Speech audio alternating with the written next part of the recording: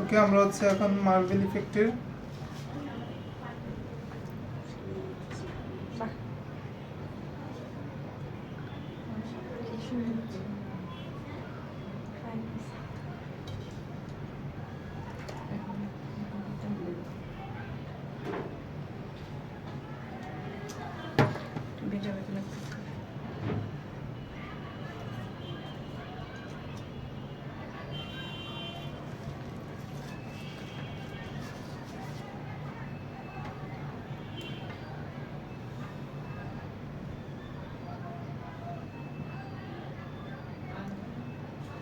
এখন যদি এটা পড়ে যায় পরে ভর্তা বানায় খাইতে আমাদেরটা পড়ে যাবে। আসছে মার্বেল শেড। হ্যাঁ।